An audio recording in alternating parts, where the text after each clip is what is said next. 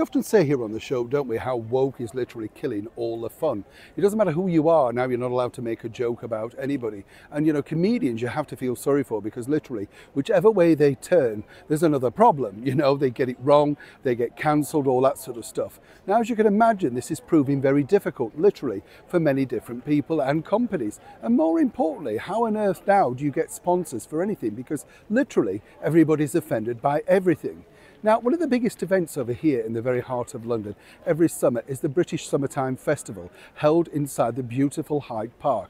Literally so many big names have appeared over here in recent years, including the magnificent Bruce Springsteen, Kylie Minogue, and of course the Rolling Stones. And it's one of those wonderful moments, isn't it, in the middle of the summer where everybody just gets together and for a few brief hours forgets their problems. Of course, it's not cheap to go to these concerts, absolutely, but they only really can be put together due to the funding and the sponsorship that these events get put forward to.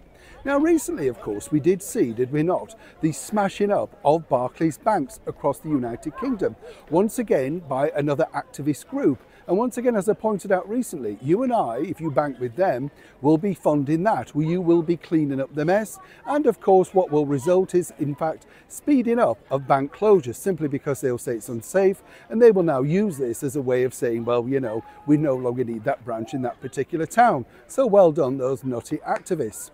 But now it's being fed through to musicians too, because musicians who are going to be appearing at this year's British Summertime Festival in Hyde Park have come out against the sponsorship of Barclays Bank.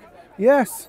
Now, when you think about it, they're absolutely nuts, because it's all about genocide and war supporting, etc., which the banks have nothing to do with. But of course, the ill-advised and uneducated don't bother to look into that. You know, they start a bandwagon and people jump on it. So now Barclays have decided to pull out of the British Summertime Festival, Latitude, Reading and various other big musical events, leaving a big black hole of how they're going to be funded. Of course, these flag-waving nutters will do nothing to help.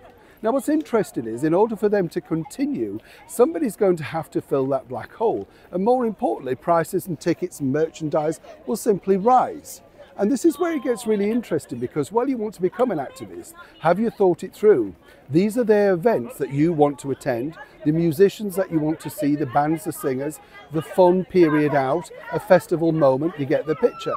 So moving forward, really, they're literally just making it very hard for themselves. The banks won't want to return and offer any money. So ultimately, when you think about it, the losers are the wonderful people that may have spent a lot of money, say in Hyde Park at the British Summertime Festival, making a lot of money for a lot of other individuals, you know, merchandise, drinks companies, stuff like that.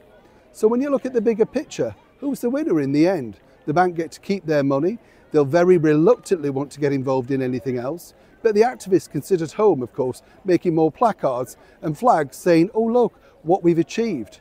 What you've achieved is adding more misery to a very difficult period in many people's lives that were simply looking for a few hours of fun away from the drudgery. Neil Sean in the very heart of London.